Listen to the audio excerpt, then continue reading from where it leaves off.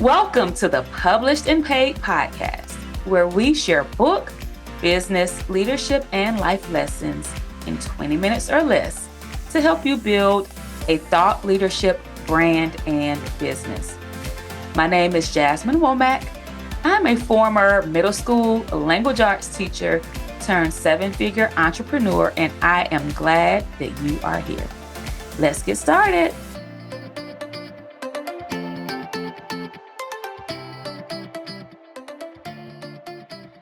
Welcome back to another episode of the Published and Paid podcast. This week's episode is really near and dear to my heart because I get to interview and speak to one of my favorite clients and one of my favorite people that I've had the opportunity to meet and work with over the past several years. So we want to welcome Dr. Ramon Goings to the stage, to the podcast, and he is the author of 14 Secrets to a Done Dissertation. Dr. Ramon, welcome. Thanks so much, Jasmine. I appreciate you as always for the invitation. Of course. So Dr. Ramon and we had the opportunity to work together. And I always felt like your story was extremely interesting because not only were you very skilled, I mean, you have the highest education that you can possibly attain in the entire world, but you were also a published author. So you had published academic books previously, correct? Yeah, so I'm a college professor. And so part of the job of being a professor, you got to research and publish. And so prior to working with you, I had done, I think, maybe 4 or 5 academic books related to my research. And so, I started there, but I knew I wanted to do something very different. So what was that process like? Because oftentimes people have questions about whether you should go the traditional publishing route or the self-published route. And so you had gone through an academic press before. Yeah. So what was that like for you? Yeah, so the reason why I initially had to go through the academic press is that as a faculty member, when you're trying to get tenure and promotion, all those things matter. You have to go through the academic press. That's just kind of like how things go in higher education. So I did that for a job requirement, but when I was doing that, I wasn't making any money off the book sales. Like I still to this day probably I've made maybe $1,000 off of book sales, like nothing remotely close to what I wanted to do. And so it got to a point when I was thinking about writing 14 Secrets. I was like, I need to do a book, but I want to have control over it and I want to actually make money and be able to generate other income from the book. Awesome. So like when you wrote your first book or when you wrote for the academic press, were you primarily having your students to purchase those books as part of the required reading? Yeah, so I didn't necessarily do it for my students, but sometimes like I would do, other professors would use the book in their classes. They were teaching something similar to what we were writing about in those books. So a lot of times it would be for other faculty members to use in their classes. And also for students who are doing research in my area, I focus on Black male students in HBCUs. So if you're doing work in that area, you might purchase the book just to help like supplement your research. Okay, great. And so after a while, you said you decided to go the self-publishing route. Now, I find this very interesting because sometimes people feel like traditional publishing makes you more credible or sets you up to make more money. But you wanted to learn how to self-publish your own book so that you could have a different experience? Yeah, that. And of course, I wanted to make money, but I wanted ownership. So like my background's in music. And so before I became a college professor and even a K-12 teacher, I was going into the music industry. And so I knew how the independent route worked as a producer. Like you can make a lot of money by owning outright like your masters and things like that. So I thought I'll just apply the same thing to the book side.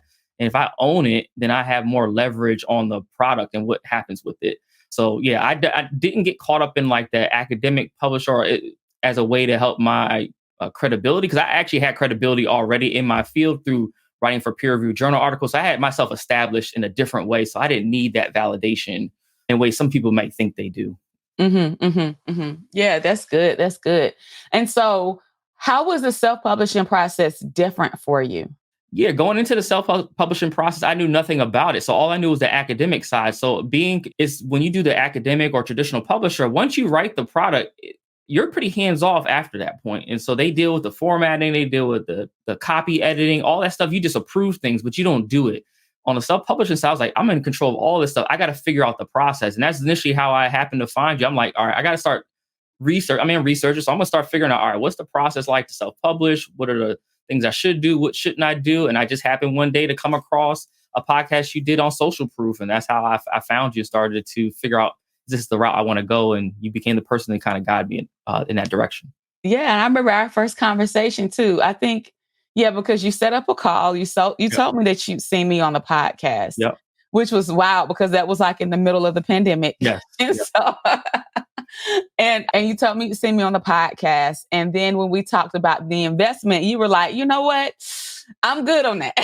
Yeah, I just had the bad mindset. I was like, I didn't think about how I could recoup. I was just thinking about what the cost was. But as I always mention, like sometimes God has a way of saying, boy, go do what you're supposed to do anyway. And so like right after we ended the call, I said, no, I'm not going to join. I'll figure it out, or I'll get my money together. Even though I had it, like it wasn't an issue. I was making money in my business, but I was like, I don't know if this is the right fit. And then right after that, I literally got a email that said I got like a contract that exceeded the amount of your program at the time. And so I was like, yeah, that's the sign. Let me go ahead back and join. I like that you were honest about that though, because to be like, I feel like a lot of people have that mindset of, you Yeah. know what, I'm not paying that. Yeah. Let me just go figure this out. Yeah. I'm smart. I can do this. How do you? And so I know that you circled back around a few days later. Yeah. I believe you paid in full. And then you came into the Author Made Easy boot camp at Yeah. the time. And I always felt like your journey was very unique because you had so much going on I at the did. time. And you had a lot of things going on to the point where some people might say, it's too much going on right now. I'm not going to do it. With everything that you had going on, what made you decide to still move forward? One, I had paid, right? So now I done coughed up the money. So I got to recoup this thing. So I'm now, if I invest, now, anytime I invest in something, I'm going to be the top student or whatever I need to do to get recoup my money, but then also get the information and do that. So that was important to me. But yeah, at the time, just to give y'all perspective, I had transitioned from one university to another. So I got a new job. We moved into a new house, all within 2 month time frame. So like July, August of 2020, all these things happened at one time. And so in addition to joining the program, I think I joined the program in July of 2020. I got the new job in 2020 in July, and we moved in August of 2020. So all that happened in a month. And it was stressful for a minute, but I was like, I got to hurry up and write this book because I need to recoup my investment on this program. And so that was important to me. And so you have a background in education. So you are not a novice to curriculum. You're not a novice to programs or any of those things. Like you had programs of your own. Yeah.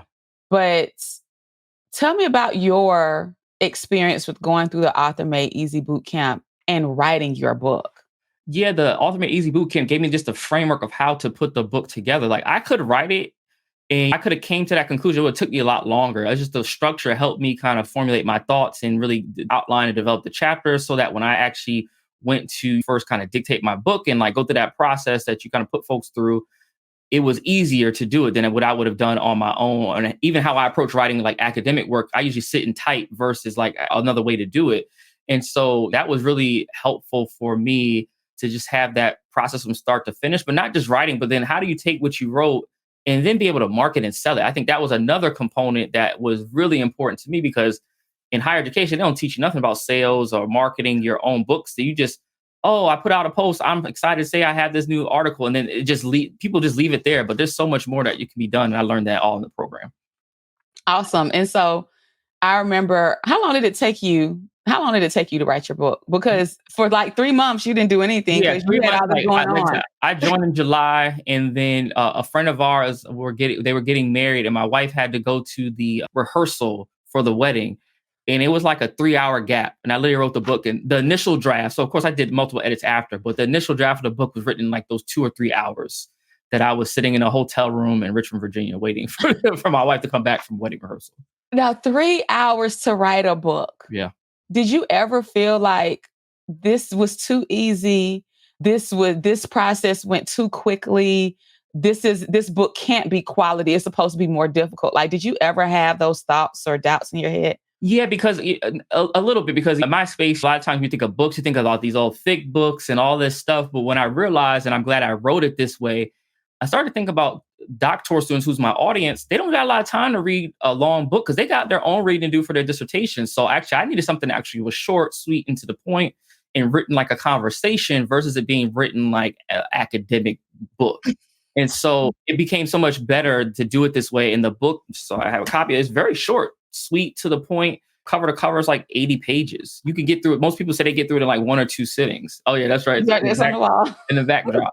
Yeah, and I'm glad I did it that way. So no, I had those thoughts, but I definitely quickly got over those. Yeah, I've heard of people saying that before. Like you were in the online space, Yeah. and I've seen people write posts, like other coaches or consultants who will plant seeds of doubt in people's minds, and they'll say, "Oh, any book that's written quickly isn't valuable. You need to take time. You need to do this. You need to do that." And I always say, no, it doesn't. Just because it takes you a long time to write a book doesn't mean that it's quality. It doesn't mean that it will read well. Yep. It doesn't mean that it's going to be structured well. Doesn't mean it's going to help anybody get results. Yep.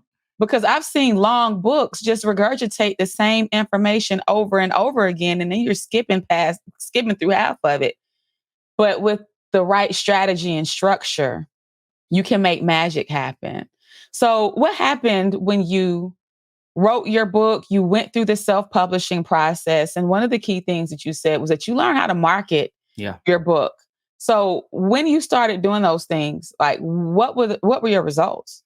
Yeah. So one of the first thing I will say, I just follow Jasmine's process, right? And so I'm not the one to, if you're gonna give me something, I'm gonna at least use it, then I'll tweak it later if I need to for what I'm doing. But I just use the things you gave, the whole process. Like, all right, here's the captions you need to put together, relate it, and you just make it tailored to your book. So I just followed the process. So I think it was like a month blitz type of thing to start pre-selling the book.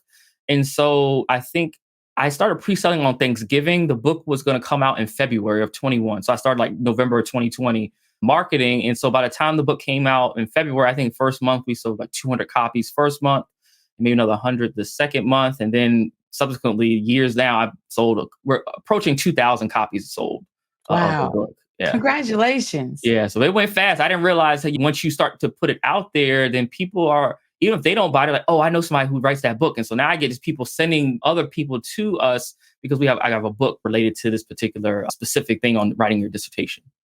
So did you focus on individual book sales or did you focus on like bulk book sales or both?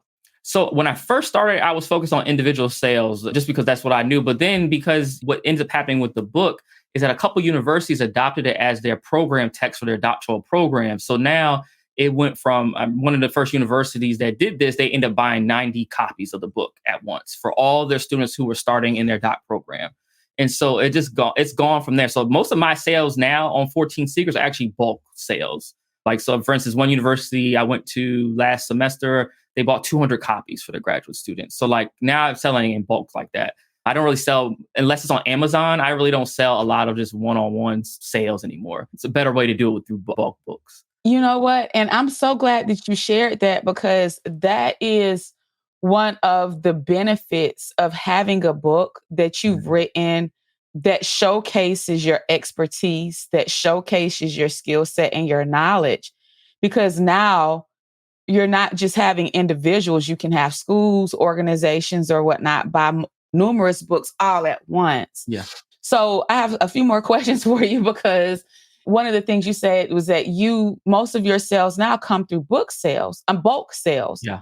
So do those sales come through referrals? Are you pitching different universities? Like, what's that process like for you? Because I know that we have a lot of listeners in our audience who are in education and they want to figure out, how can I sell my book in bulk? Yeah. One of the things too, on one of your previous episodes of the podcast, folks should go check it out. You talk about how to do this, right? On the bulk book sales. Like I was listening to like the process. She lays it out there. So you can go there, but I'm going to show you, kind of talk about what I typically will do is like if a university will bring me in to do, let's say a workshop or a speech, or even if it's virtual. So this is virtual or in person, either route. The way I put the proposal, as you suggested on the episode, that's what I'm saying is right. The blueprint's right there. Is that initially I will, of course, say what's the fee for speaking or whatever the workshop is, but then I also will have another component where if you want to buy books, we'll have bands of books that you can buy at a certain price point, depending on how many. So if you want to buy 10 or fewer, this cost? We go to 10 to 50. Is this cost 50 to 99? Is this cost 100 or more? We have bands that folks can buy the book. So typically when I go to do a speech these days, I'm at least selling at the low end 10 copies at the lowest end. But typically we get to 40, 50, 100 copies at a time. It's universities or whoever your organization is want that because they want something to be able to give to a person. And then another kind of tip in Jasmine, I can't remember if you talked about in that episode or not, that sometimes in lieu of a speaking fee, I have to say, hey, you have to buy X number of books. Because think about it, it's no more money or no more time you have to spend to generate these books. You just got to get them printed.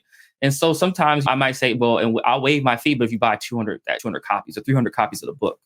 And so there's ways you can get creative because especially in ed organizations, that book budget line item is different than a speaking line item in the budget. And then also for book orders, sometimes they can pay direct to you through a credit card versus having to go through their whole vendor process and then getting your stuff, into their systems. And so sometimes the books are easier for the university. Sometimes it makes it just easier for them to do what they need to do.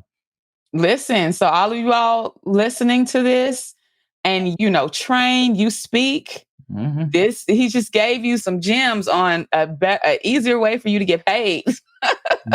We could be creative as long as the number just needs to add up. However we get to it is how we get to it. Right. And I think that people tend to forget that, like, money is money and we're going to collect all of it. And then I think where you teach in terms of how you structure the book becomes a lead magnet, right? So it's not just about selling the book. It's now because if I do the book the right way, it's going to bring me business too. So like the book is one thing, but the business on the back end of it is way more. Yes. And yes. And so I'm so glad that you mentioned that because that's a great segue into the next phase of our conversation because you didn't stop at the boot camp. After you finished up with the boot camp, you came and joined the mastermind and we worked together for another year. Yeah. And so what made you decide to continue on in the mastermind after you had massive success with your book? Because with your book, I believe you made your ROI on the program in like your first month of release. Yeah, for sure. I made that money back. It was, within the first month for sure. And then why I went to the mastermind route was because when the book started to sell, it actually generated a lot of clients for myself. So at that time in 2021, we were just doing as a company, just one-on-one coaching. So I was coaching students and it got to a point where my caseload in terms of client load got so large that I couldn't maintain the client load and still do my job as a professor. I love what I do as a professor. So I wanted to do both. And there was no way one-on-one I could work with as many clients. And so I wanted to develop a group model. And so I joined the mastermind to help me develop the group model and then learn how to kind of package it and then sell the model. And so what became the Velocity Coaching Program started from working with you in the mastermind. Yeah. And we had a good time together in the mastermind as well. I'm so glad that you shared that you were working one-on-one with clients. And even before doing this, that you already had some type of brand. Yeah. So after writing your book, and then we're going to talk about the mastermind a little bit more, but after writing your book and then starting to work with clients in a different way, how did that expand your brand? Because you were already doing some work, but did that amplify the work that you were doing in any way? Yeah, the book helped position me in a particular way in terms of our company because Done Dissertation, we have a very unique niche. And so it kind of helped us become like a leader in the niche, if you will. So it was a combination of the book and then what I learned from marketing the book in terms of doing content via social media, doing lives about the book topics. I started doing this in 2020, but from the book, I started going live each week. But since I've done that 4 years straight, going live every week on content related to what we do as a company. So like when you add the book plus the content, it puts it everywhere so that students see the content, but actually professors see our content and give it to their students. So now we have this whole cycle now that faculty send their students, send their fellow students. So it's just a continuous cycle. Awesome. Like just the way that you have laid out that whole entire process, I think it's phenomenal. And so let's talk about this coaching for a minute, because when we first started in the mastermind, you were like, yeah, I work with some clients one-on-one, but I can't take any more one-on-one. I was getting burnt out. It's the pandemic. I'm home trying to work, little ones at home. It's just a lot. And I was like, I can't maintain this long term. And so one of the first things I had you to do was to increase your rates. Yep. And if I remember correctly, I said, take everyone that's one-on-one with you and have a conversation with them and put them in a group. What was that process like for you? Yeah, so I had a couple people around that time when you told me to do that as a strategy. A couple people were not as interested, right? But I said, well, then this is the price. And then some said yes. And they just went up to another price and that was fine. So I kept a couple people one on one. But then what anybody knew or anybody that reached out at that point was like, it's group only. And this group will start. And I gave myself a little bit of time out to try to sell the group model. But yeah, I had conversations with people. Some people were cool with this, some people weren't. But if they didn't want to go to the group route and they want to stay one on one, the cost had to go up just because I needed my time back. Awesome. Awesome. And so when you were transitioning and learning how to sell in a different way and launch, what did you do? Like, what was that process for you? Yeah. So once I figured out and I kind of had a initial structure for the curriculum and how I wanted to look, I just had to put it together and then start offering marketing it. So that it became more of a marketing situation than actual anything else. And so what I initially did was there were doctoral Facebook groups, plenty of them. And I would go in and say, hey, I'm going to do a free training for you all on a particular topic related to the dissertation in effort. So at the end of my training, that it would be, if you're interested in doing more and want support on your dissertation, we can schedule a time and fill out the application to consider our program. And so I was able to do these free workshops. I ran those every week. So I would do it once a week, every week in these groups. And then that's how I initially took on the first probably like 5 to 10 clients in our group cohort. And when you increase your rates and you offer group and one-on-one, did you see a decrease or an increase in sales? Definitely increased when we went to the group. But this is interesting how things work. So I had one client in particular who reached out to me in like 2018. At the time, the most that they could purchase from me was like $1,000, I think. They said no in 2018. In 2021, when we had the group program running, that same person had not finished yet and came back around. And the cost was 5 times that. And they joined then. And they did finish. But it just gets to a point where they had an opportunity. But sometimes if you don't see the value at that point in time and the problem isn't as urgent enough, sometimes you don't make a move. But that's to recognize like, I've been stuck for 3 years.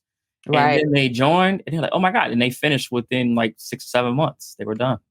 The power of getting help. I'm telling you, like you can struggle on your own unnecessarily for a long time or get the help that you need and accelerate your progress in record time. And so your first launch, because I think you launched a few times while you were in the mastermind. Yeah. How did your first launch go? Yeah, I think the first launch was like maybe 30K, 40K, somewhere around there, like 30K, 40K. And then I was like, let me figure out and try to, as the book kept selling more, getting more folks in, combining with the content, it all started to work together. And then it started from like a 30K launch. Initially, I was just doing these cohorts that ran at only particular times. And then it went from like a 30K to then like a 60K to then 80. And then one of the last ones before I left was like over 100,000 in terms of a launch. And so we started to refine the process. And then as more students are going through the model, we're tweaking. I'm tweaking the curriculum. I'm getting feedback from them on what are some things we can add. So I started adding other components to the program to make it even more tailored to what students felt like they needed to finish. So it became easier to sell the better the program got. And what was that like for you? Because at some point, a shift begins to occur. When you go from working one-on-one to now you're having 30 and 60 and 80 and $100,000 launches while you are still holding down a 9-to-5 career that you got tenure at. Like you were a professor, you end up getting tenure during that process. So what kind of mindset shifts did you go through to say, listen, like my business is now doing multiple six figures. And I'm making this amount of money over here while I'm still bringing in what I'm bringing in from my 9-to-5. Like, how did you begin to change or transform, or what type of shifts did you have to make? Yeah, I had to. One is just like your money, your thoughts around money changed when your units of what you bring in change. And so like now I looked at what I was making as a professor and I had the potential and at times could make that in 1 month, my whole year's salary. So it's just like, when you look at that, opportunities look very different. So you start to figure out, all right, if something's, let's say, for instance, let's say someone's making $10,000, 10,000. Maybe $100 type of opportunity doesn't seem useful because it's like, is that worth my time when I can go do something that makes 10? So you start to really have different perspectives around money. So that's one of the things that change. And then also recognizing, like, once we started to grow it and I got so many clients finishing, they're all doing their thing. I'm like, the vision starts to become bigger. And I'm like, how do we grow this to where we don't just work with tens of students? How do we work with hundreds or even thousands of students? So now it starts to figure out, like, all right, how do I onboard and start training and developing coaches? Because I can't do this all myself. So that became the next step, is like, how do I bring on coaches? And that's what I ended up doing with as our client base grew, to bring on a coach to help support the workload. And so, yeah, you start to figure out, resources start to become different.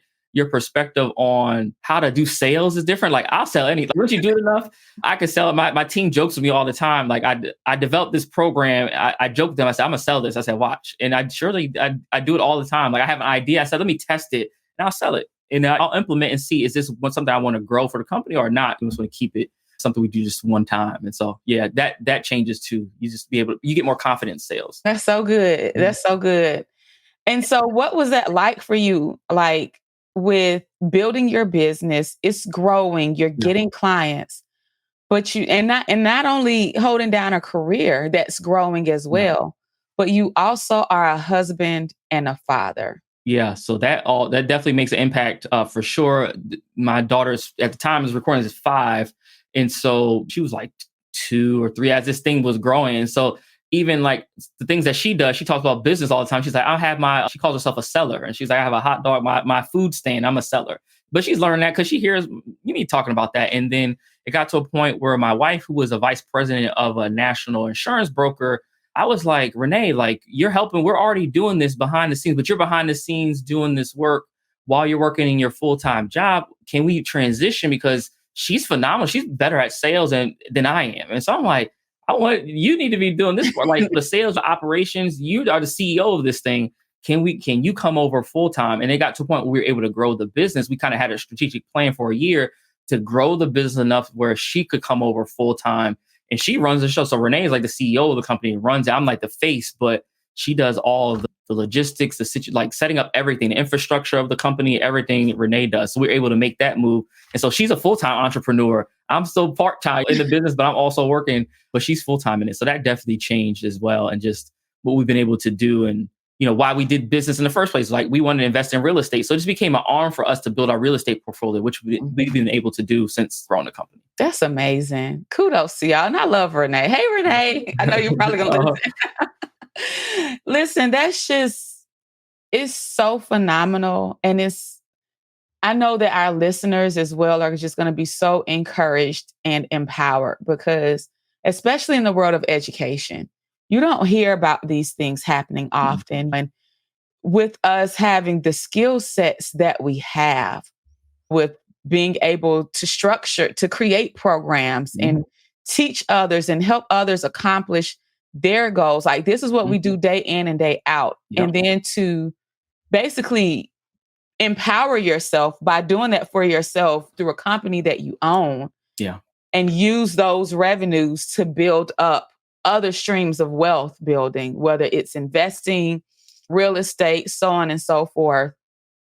It's just very encouraging. I'm just so proud of you guys. Thank you. And I think the other thing for your audience to consider too, right, is like, it's cool to make the money and all, but like, is your product transforming the lives of somebody else if you're going into this for that reason? So like, I've been able at this point help like 110 folks. We're looking at our data, 110 folks go to earn their doctorate. Like, those people now have been able to change their lives as a result. And so that's the ripple effect. I think that's even more important. And that's what sells, honestly. It's like the results. So it's not just about me talking about the company or program. It's like, look at the clients that we have and what they've been able to do since earning their doctorate. And that's why we feature a lot of our clients in our content, to talk about what they've been able to do with their research and stuff. Because I think people need to see it. But I think it's another component of the business.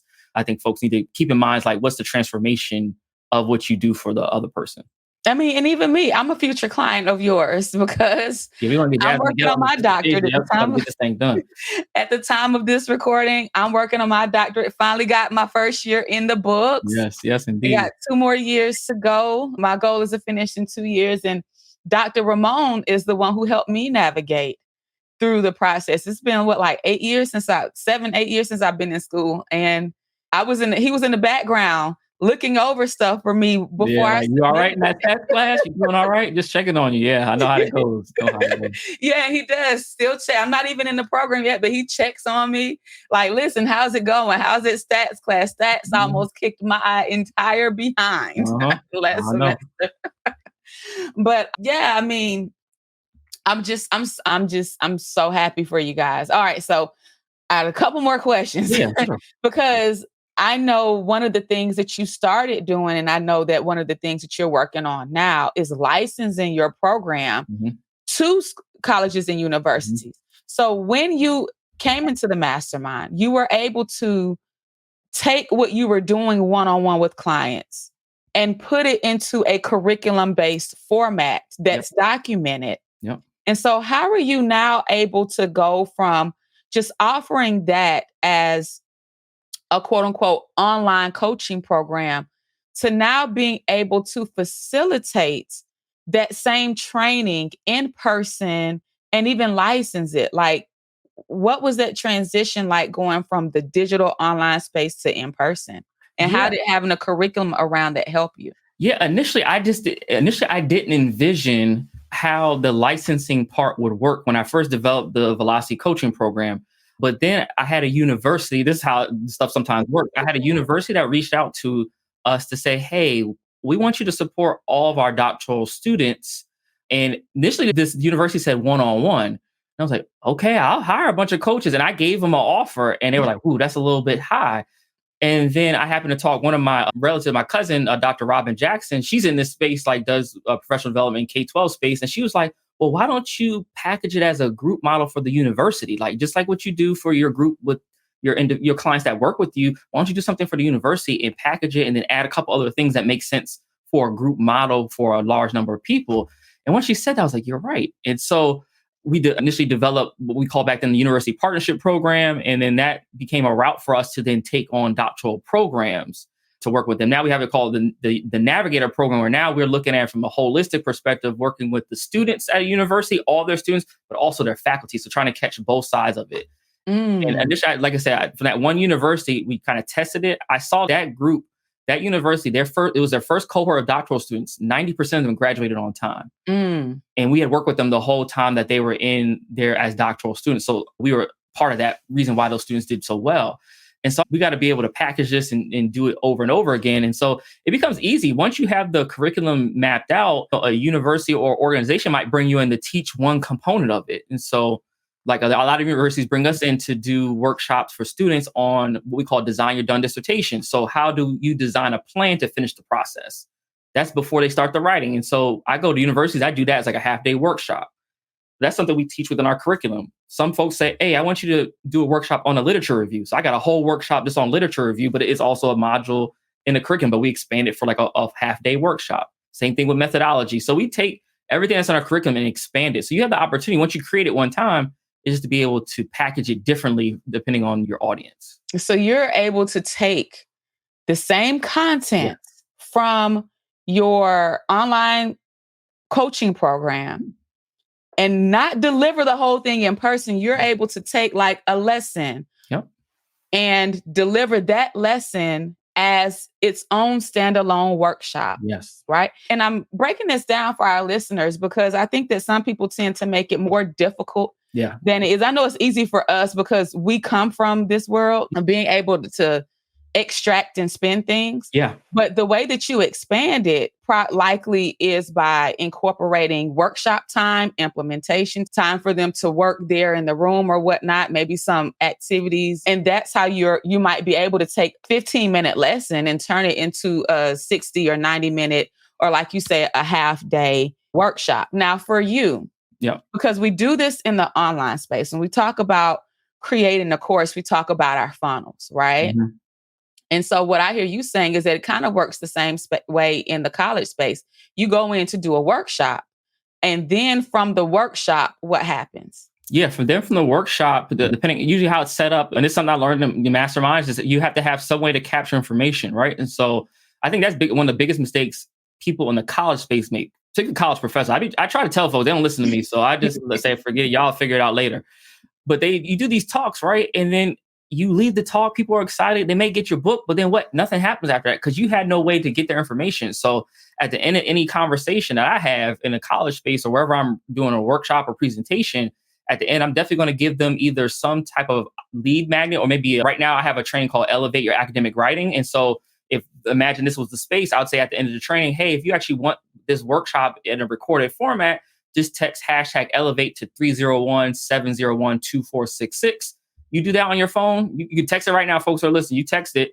You will get a link to download this training. Now I have your information that I can talk to you and market to you and give you other information, other details later on from that presentation. So typically when I leave a room, I'm probably going to get at least like 60% of the audience's information I leave, because especially if they're interested in what you do, you want to be able to capture it. So that's always a piece. So then it becomes the workshop becomes the big part of your funnel. And then there we're going to capture information for those folks and continue to nurture and support. And at some point, those people trickle down and they become clients.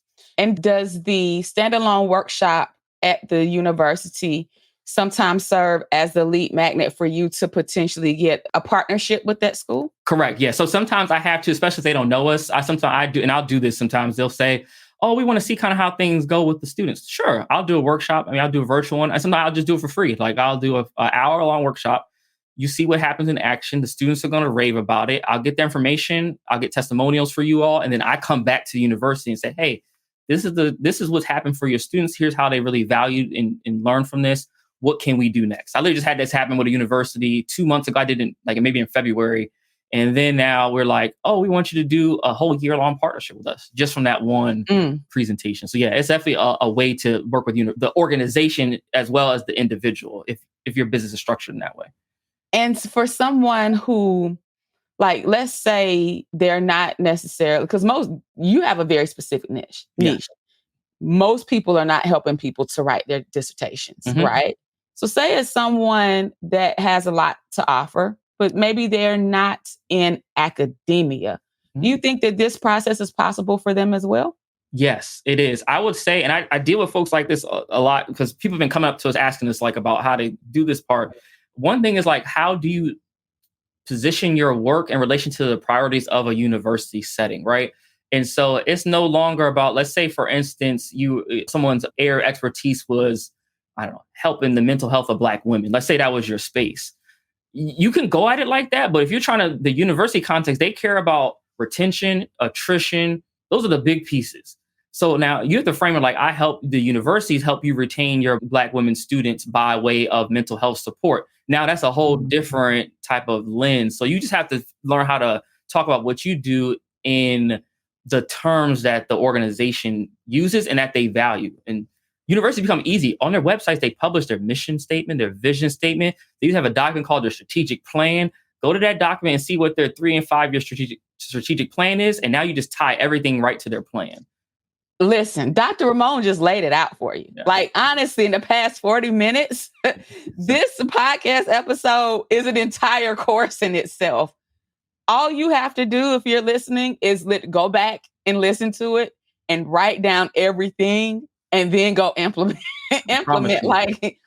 You should be able to make 6 or multiple 6 figures from this information alone. Yeah.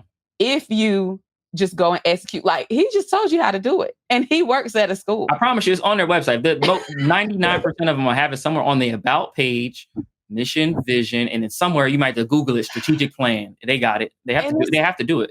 And it's so important and I'm so glad that you mentioned that, because when it comes to writing books, I find that people too often get caught up in what they want to write instead of focusing on what people need or what's needed or how you can solve a problem. And when you write your book based on what you want to write, you're literally cutting off your revenue streams. Yeah. Instead of focusing on writing a book that's going to help solve a specific problem, and then you position yourself to be able to spin it or align what you do to other people's missions, visions, and desired outcomes. And then you can swoop in and say, okay, you know what? This is what I do. And this is how I can help you. And let me give you an example, real time of how this happened, right? So we have been working with students for years, and we become very good at helping students. And then I kept getting initially maybe like 2 or 3 years ago, I thought about, well, maybe I should do something for faculty. But back then when I tried to position it, they didn't want to hear it at the time.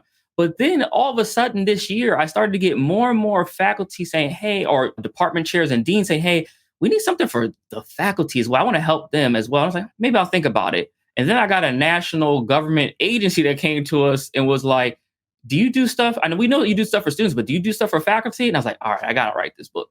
And so that's literally why I'm writing this book right now. It'll come out sometime in fall of 2024, most likely around dissertation chairing, because we knew that was another component. But that just happened from hearing what people needed. And my own faculty members at my university were saying, hey, I see how you are chairing your students and you have a particular way of how this process goes at the university and you get students in and out of here. I want to learn what you're doing. And so all that stuff combines like, all right, I'll write the book now. So that's a response to what people are asking for versus me thinking it was a good time to do it. Yes, I love it. I love it. Yeah. And one of the reasons why I love it is because I know a few years ago you were considering launching a program to teach doctoral students how to make money or capitalize off of their doctoral degrees. And you never moved on it. And now I see you going in this direction that you've already tested and you know that there's a market for this and it's going to be an easy lift. And you already know that you're going to be selling in bulk and going in to do additional trainings on the back end. Yep. Like even me, I'm in a doctoral program. I am going to recommend this book to our chair, to my chair. Exactly. I'm going to go through my whole student. That's exactly I'm going to do that. Right. Like I'm going to recommend, when you finish this book, I'm going to recommend this book to my chair and to the other staff of the program because I know that they can use it. So then you have people doing your marketing for you. Yes. Yes, indeed. Yeah. All right, Dr. Ramon, we can chop it up all day. And so I just appreciate you taking the time to come on and share with our community about your experience and also sharing the gems that you have implemented and learned along the way. So please tell everybody how they can get in contact with you. Yeah, if you're a doctoral student in need of support, please, we have a training called Elevate Your Academic Writing, and you can get access to that. You can text hashtag Elevate to 301-701-2466.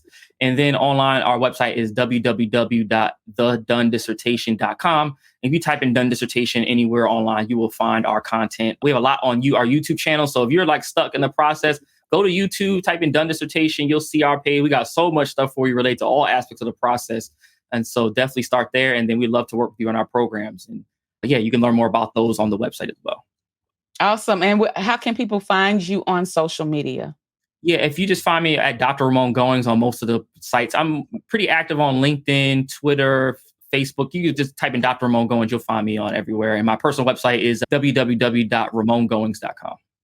Awesome. Thank you so much, Dr. Ramon. Thanks, Jazz. I appreciate you.